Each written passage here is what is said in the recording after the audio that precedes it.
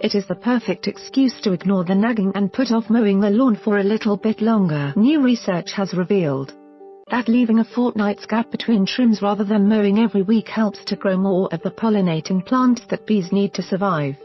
But cutting the grass less often, once every 3 weeks, is also less effective than the fortnightly mow, said US ecologists who carried out the research.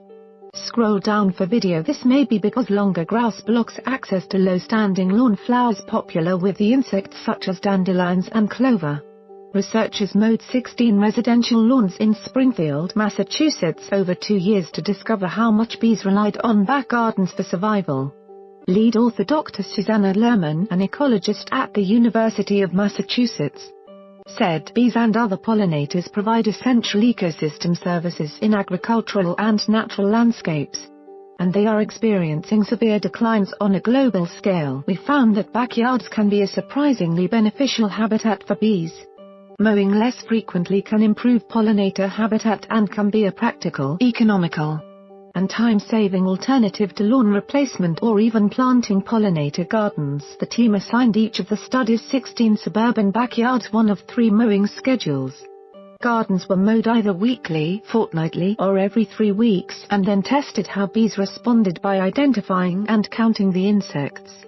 Before each of 5 bee sampling sessions per season, scientists counted lawn flowers such as clover and dandelions growing within the grass of each property.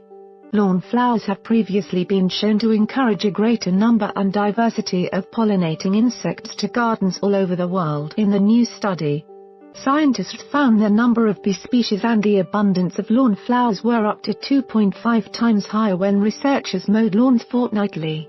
Cutting the grass more often than this destroys dandelions and clover, which the insects need for pollen. Researchers said while the diversity of bee species was highest in gardens mowed every 3 weeks, the average number of bees was lower than lawns cut every 2 weeks. This may be because lawn flowers in backyards cut fortnightly have shorter grass, providing easier access to low-lying lawn flowers. Researchers said honeybees, both domestic and wild, are responsible for around 80% of worldwide pollination, according to Greenpeace. But bee colony collapses across the globe are threatening their vital work. Bees are dying from a combination of pesticides, habitat destruction, drought, nutrition deficit, global warming and air pollution, among other factors.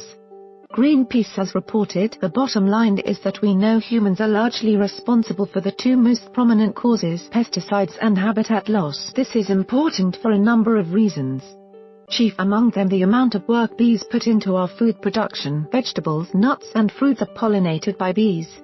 Of the top human food crops, a whopping 70 of 100 are pollinated by the creatures, which account for as much as 90% of global nutrition. Greenpeace has suggested the following solutions to the problem. Bees are vital to the survival of mankind as they are responsible for cross-pollination that helps plants and crops to grow all over the world. But across the globe, native species have been mysteriously dying out, with experts blaming it on everything from pesticides to climate change.